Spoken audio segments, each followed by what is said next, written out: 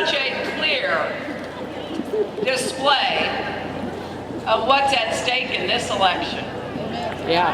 And I am thrilled to have the chance to talk with all of you about what we can do together, because I truly believe we are stronger together,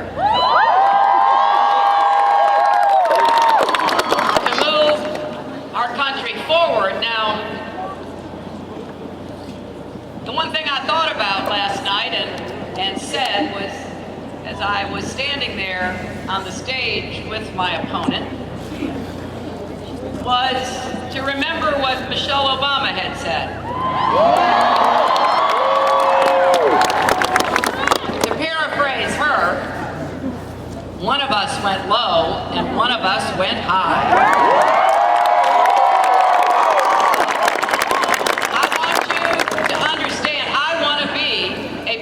For all Americans. I think the American dream is big enough for everybody. And I am honored to have support, not just from Democrats, but from independents and Republicans, because we've got to pull this country together if we're going to move into the future. Together, create what we need for ourselves and our children. Now, I got to tell you, tomorrow's a big day in Ohio for this election, because tomorrow, October 11th, is the last day to register in Ohio.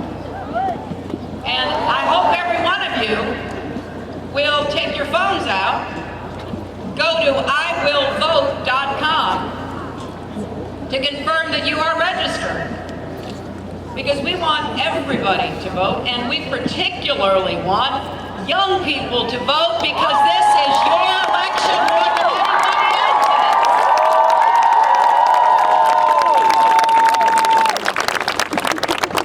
When I think about the challenges that we're facing, I don't think any one person has all the answers.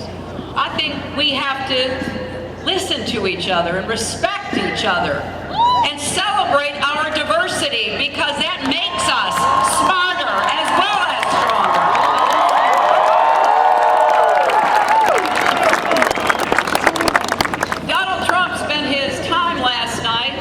Attacking me when he should have been apologizing. We all heard on that tape what he thinks of women and how he treats women. And last night he doubled down on his excuse, saying that, well, it's just locker room banter. You know what's happened today, which is so interesting, is that a lot of athletes and coaches from the NBA, from Major League Baseball, from the NFL and more, have been coming forward, tweeting. They've been saying, no, that's not what happens in our locker rooms.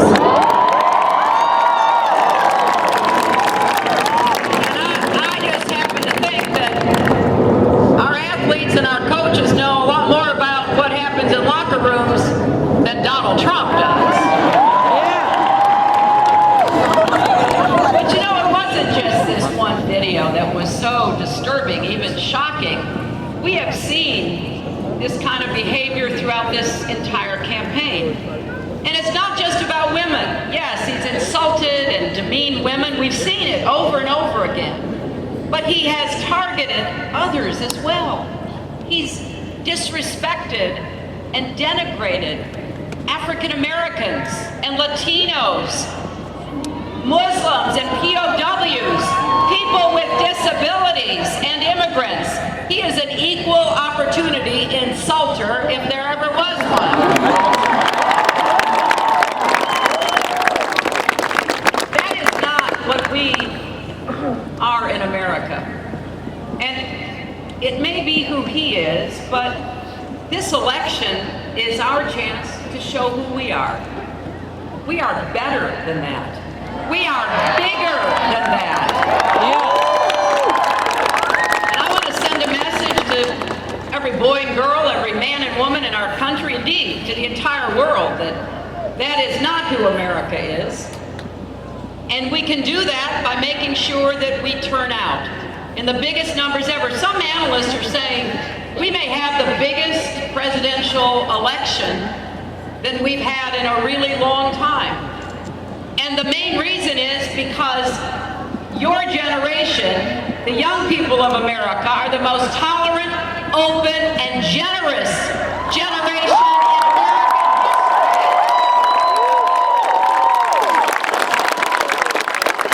You know what's at stake, but you also know what you believe. And you don't want someone who says that he's going to appoint Supreme Court justices who will reverse marriage equality, who will keep Citizens United, one of the worst decisions ever made, that allowed unaccountable money in our electoral system, that will reverse a woman's right to make her own health care decisions, who will defund Planned Parenthood. You know better than that. You are helping us move toward a more perfect union. That has been the story of America at our best.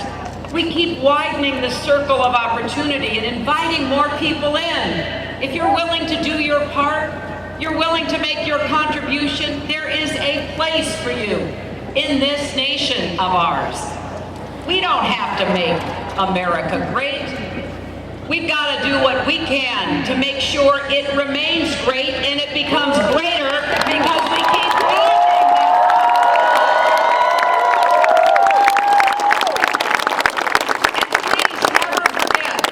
America is great because America is good. And if we deviate from our fundamental values, and that's indeed the kind of campaign my opponent has run.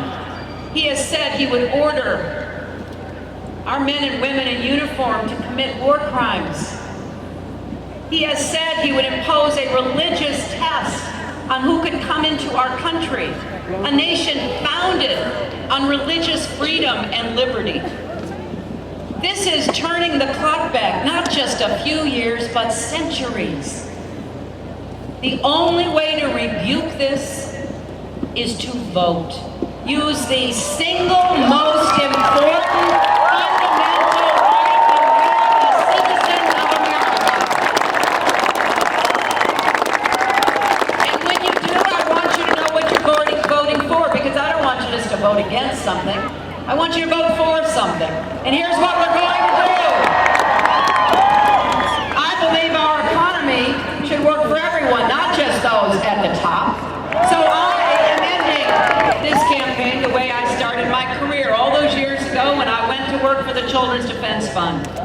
As soon as I got out of law school, I said, I don't want to do anything else other than work hard and advocate for kids and families. So I was fortunate to have the chance to be really on the front lines of a lot of change, helping to get the law that enabled kids with disabilities to go to school. Now, most of you may not have any reason to remember this because you weren't born, but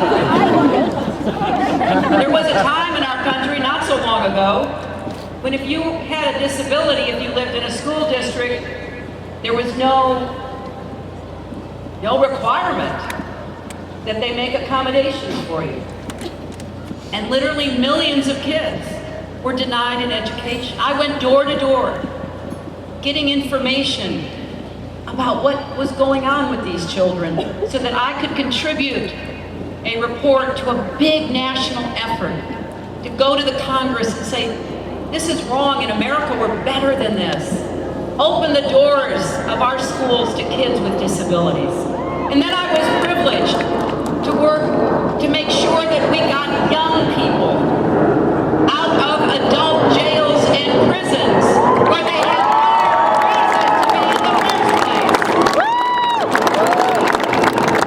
So when Donald Trump talks about what I've been doing for the last 30 years, I welcome that. I welcome it because in the 1970s I was working to end discrimination and he was being sued by the Justice Department for racial discrimination.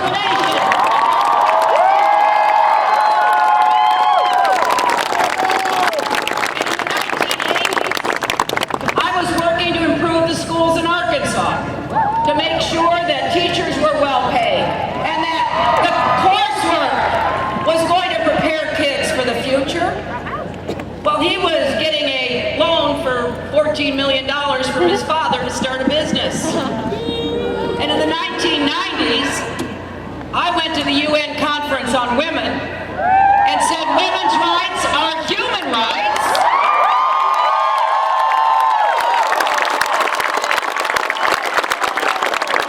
While he was insulting Miss Universe, Alicia Machado. Boo! And on the day that I was in the Situation Room watching the raid that brought Osama bin Laden to justice, he was hosting Celebrity Apprentice. So if he wants to talk about what we've been doing the last 30 years, bring it on.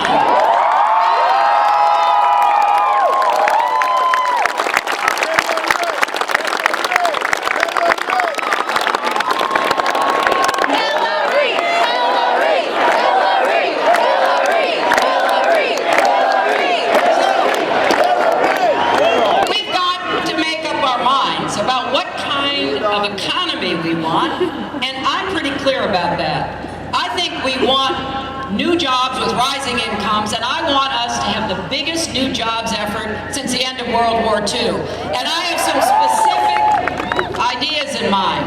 We are going to have a big investment in infrastructure, our roads, our bridges, our tunnels, our ports, our airports, our water systems.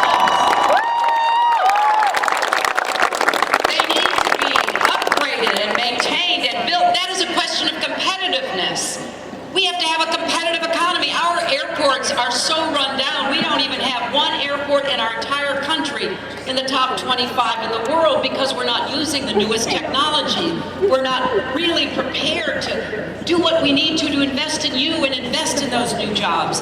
I do want to bring advanced manufacturing. I heard Ted Strickland talking about that. I think we can have a manufacturing renaissance.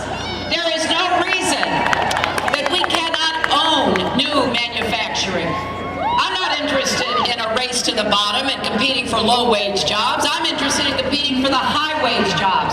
So let's lead in precision machining, 3D printing. And let's be the clean energy superpower of the 21st century.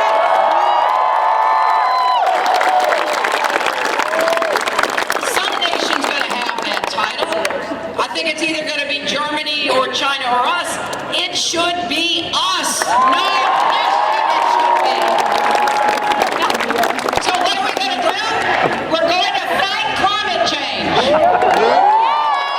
lead the world in fulfilling the requirements of the Paris Agreement.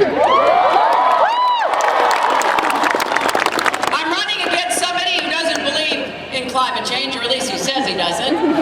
Who's even said he thinks it's a hoax created by the Chinese. Well, right now, the Chinese have twice as much renewable energy as we do.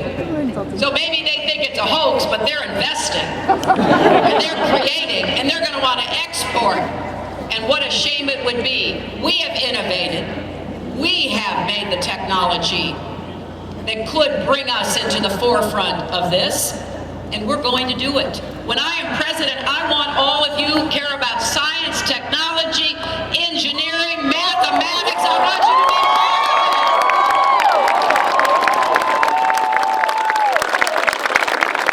And while we're growing the economy, we are going to make it fairer. We are going to raise the national minimum wage because no one who works full-time should be left in poverty.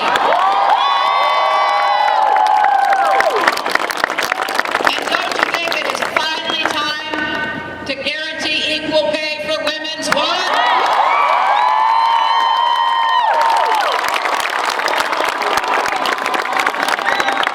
You know, back in the spring, I was at a town hall in Las Vegas, and a little girl raised her hand, and I called on her, and she said to me, if you're elected president, does a girl president make the same as a boy president? I said, well, that's one of those jobs where they have to publish what you make. So we're going to have more transparency so people have more incentive to make sure that everybody is treated fairly. And I'll tell you something else. I want to do more to promote profit sharing. If you help to make the profits, it shouldn't all just go to the executives and the shareholders. You should be able to share it there. But there's a lot we can do. And people say, well, how are you going to pay for it? Well, I'm going to go where the money is. And all the money has gone to the wealthiest in our country. I have made a pledge, and you can hold me to it. I will not raise taxes on the middle class. Nobody who is working hard to get ahead should be asked to pay more in taxes. We have so many people who have done so well and are not paying their fair share. Now, Donald Trump is the poster child for this. Last night he finally admitted he hasn't paid a dime in federal income tax for years. Now, he claims that's because back in the early 1990s, he apparently lost $1 billion running casinos. Who loses money running casinos? Really? Now, one of his supporters said, well, the fact that he lost $1 billion and that meant he didn't have to pay taxes made him a genius. Well, I guess you do have to be a genius to lose $1 billion in a year.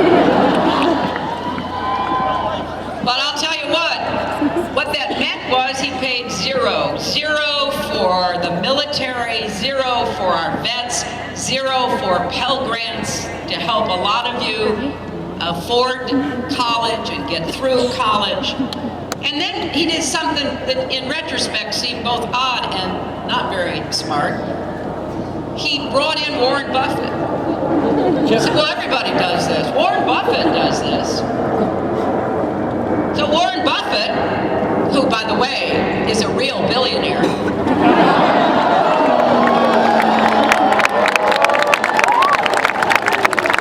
Warren Buffett heard that, pretty hard to miss, and so he put out a statement today.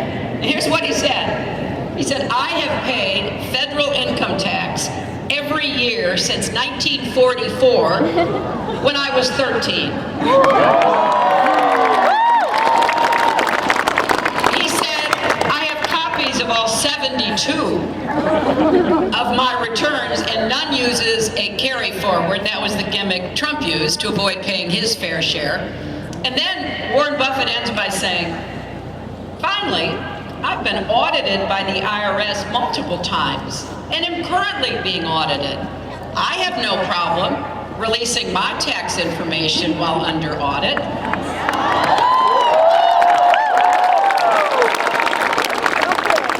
Neither would Mr. Trump. At least he would have no legal problem in doing so.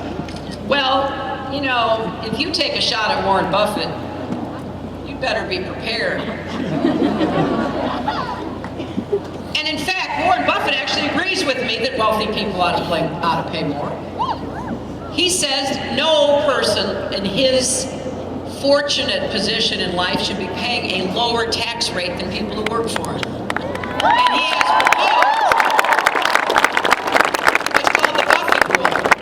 And I'm absolutely behind that. And I've said that's one of the changes I want, so that the wealthy have to pay their fair share.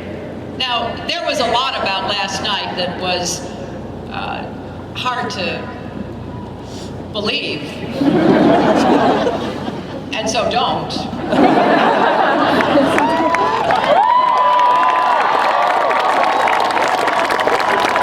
But one of the things that really struck me was he had no answer. You know, he's not usually tongue-tied, but he had no answer when confronted about the report that he's been buying cheap Chinese steel for his construction projects instead of American-made steel that supports good American jobs. Now, I know you've seen reports, and you've probably seen a lot of the visuals coming out of his rallies. He's at a lot of them across Ohio.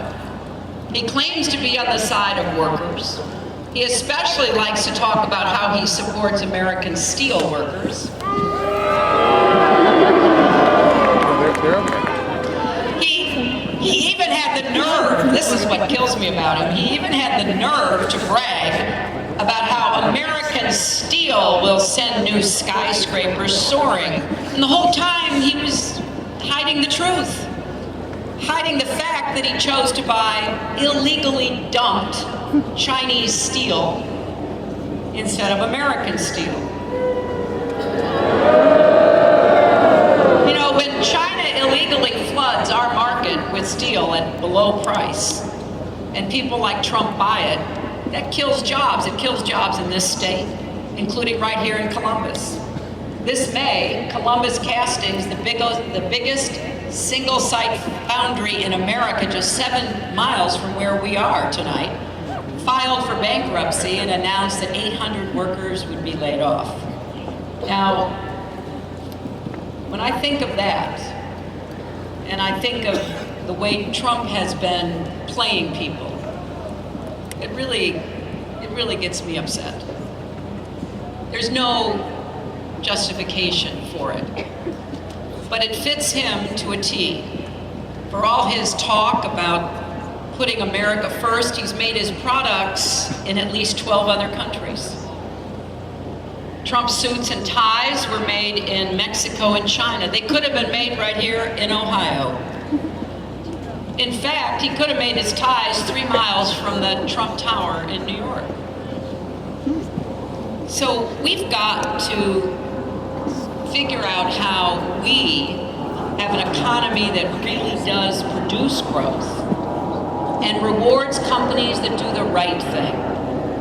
And that for me means we need to have a tax system that rewards investment in our country, investment in workers, investment in plant and equipment, investment in research and development, and give the good guys a chance to get ahead instead of being taken advantage of by Wall Street and others. We're going to end the cowboy culture on Wall Street and what happens in too many boardrooms. We're going to defend the tough new rules on Wall Street that President Obama got passed, the Dodd-Frank rules. Trump wants to do away with those. He also wants to do away with the Consumer Financial Protection Bureau, something that was designed and created by my friend, Senator Elizabeth Warren, to protect consumers.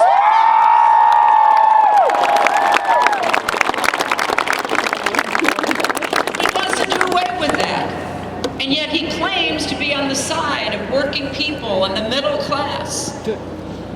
Well, we're going to crack down on corporate fraud like we've seen at Wells Fargo. We're going to crack down to make sure that Wall Street can never wreck Main Street again. And we're going to do it in part by imposing some penalties on companies that try to pick up and leave America. If they try to leave, we're going to slap an exit tax on them and make them pay back every single penny they ever got in tax benefits from Canada.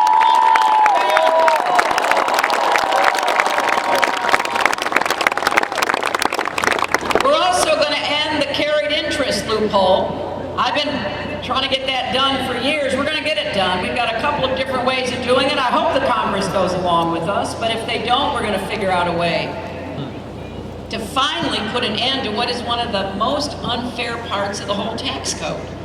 Hedge fund managers and others paying a lower tax rate, not for investing, but just for moving money around. That's going to end. I want to reward the productive economy. I don't want to keep rewarding the financial economy. That is not the way we're going to grow new businesses, create new opportunities, and more jobs for Americans. People in Ohio often ask about, well, what are we going to do about trade? Well, we're going to have smart and fair trade. That's what I love about your senator, Sherrod Brown. He is one of the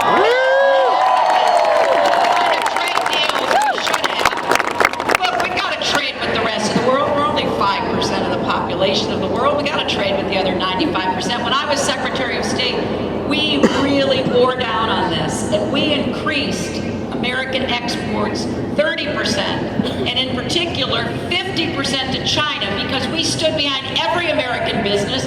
We helped them knock down every barrier so that they could get into those markets and sell. And I've gone toe-to-toe with the Chinese over trade. They have tried to slap unfair tariffs and prevent American companies from doing business without having to pay some kind of big fine or make some big deal. So we're going to stand up. I'm going to have a trade prosecutor who will report directly to me to make sure every trade deal we're already in is absolutely followed to the letter so nobody takes advantage of it. And I've always had three tests for trade deals. Does it create American jobs? Does it raise American incomes? Is it good for our national security? And when it comes to the Trans-Pacific Partnership, the TPP, it fails my test. Once it was finally negotiated, I don't think it will do what I want it to do, so I oppose it. I oppose TPP now. I'll oppose it after the election. I'll oppose it as president, but I'm going to keep fighting to open markets so that we can get more jobs and rising incomes by exporting into those markets and doing business with the rest of the world.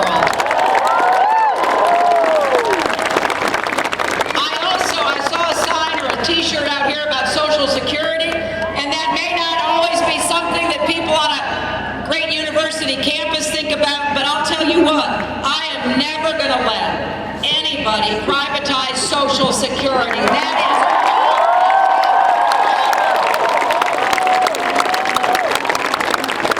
so let's say yes to good jobs, but here's what else we need to say yes to. Let's say yes to good education from preschool all the way through.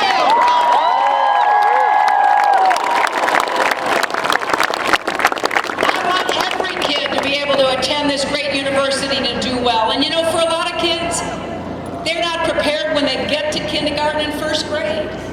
There's an achievement gap already. There's also a digital gap. We have 5 million homes, mostly poor homes, without access to the internet, so they're behind.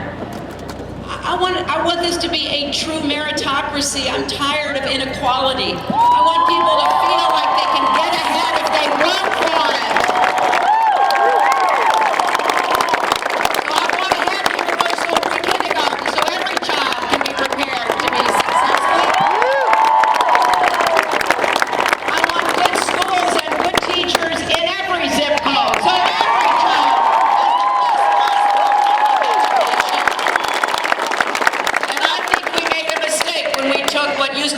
Vocational education out of high school. We need technical education for more young people. Not everybody needs to or wants to go to a four-year college, but everybody should have the opportunity to get the skills that he or she needs to get ahead and be successful. I want us to have our community colleges working with our high schools and our businesses. We have a lot of job openings for machinists and tool and die makers, for coders, for all kinds of skills. And then when it comes to college, I want everybody who goes to a public college or university to understand what I am proposing that is a joint proposal from Senator Sanders and myself.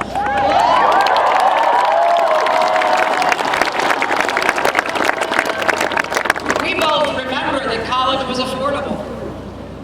And it isn't for a lot of people now. And a lot of states have disinvested in their great public colleges and universities. So here is our proposal. We want anyone from a family that makes less than $125,000 a year to go to Ohio State University tuition free.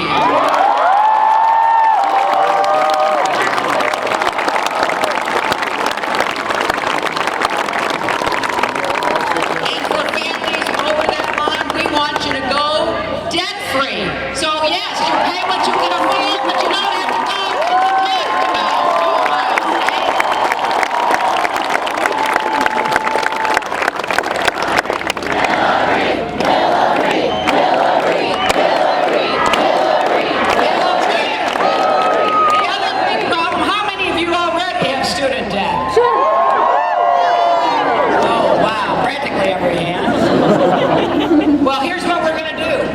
We're going to make it possible for you to refinance that debt. You can refinance your home mortgage or a car payment, or if Donald can refinance his airplane, you ought to be able to refinance your student debt. And then we want you to pay it back percentage of the income you make. And have a limit on that, 10%. So that, I feel personally about this because that's what I did after law school. You know, my dad was a small businessman and he really was a saver. He didn't even have a credit card. Didn't believe in that. So he saved the money for me to go to college. I had to work if I wanted to buy a book, but that was okay. That was the arrangement. And then I told him I wanted to go to law school. He said, "You're on your own. I don't have any money for that." So I worked, I got a small scholarship, and I took out loans. But boy, was I lucky because I got into one of the earliest income repayment programs. In other words, when I got out of law school, I could go to work for the Children's Defense Fund and make, I don't know, $14,000 a year because I could pay it back as a percentage of my income, not on an interest rate of 8, 10, 12% like I see from young people across America. So that's what I want, but I want to make it possible if you do public service or national service to have everything you can to make sure you're registered, to tell your friends and anybody else you can talk to make sure they're registered. As I said, go to iwillvote.com. You can find it out right there on that site. And we'd love to have you be involved in the campaign because I know that if we win in November, we can summon the positive spirit of our country back again. I think I have to do everything in my power to bring people together, and I will. It's really important to me that you know that I want to be your president, whether you vote for me or not. Obviously, I hope you do, but I will be your president, and I will stand up for you, and I will work for you.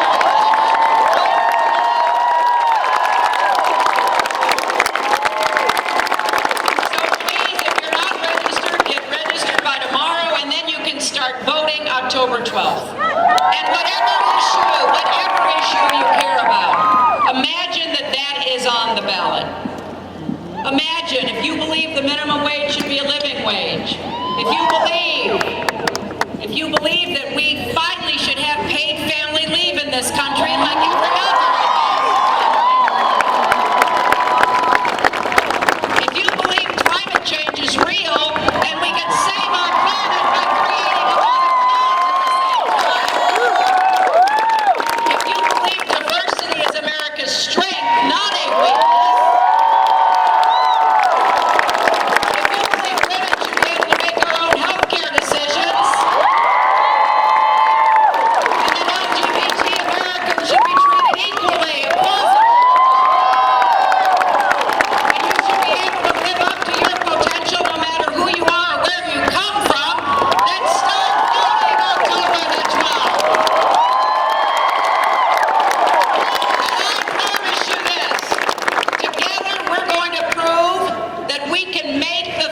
What it should be for all of you, that there is a positive, optimistic, confident America out there, that America's best days are ahead of us, not the dark and divisive vision of my opponent, but one in keeping with what I see as I travel across America. The energy, the dynamism, the entrepreneurial spirit of all Americans, but particularly young Americans. So please, join this campaign. Be part of it for the next 29 days. We will prove that we can have the future that we want and that, yes, love trumps hate.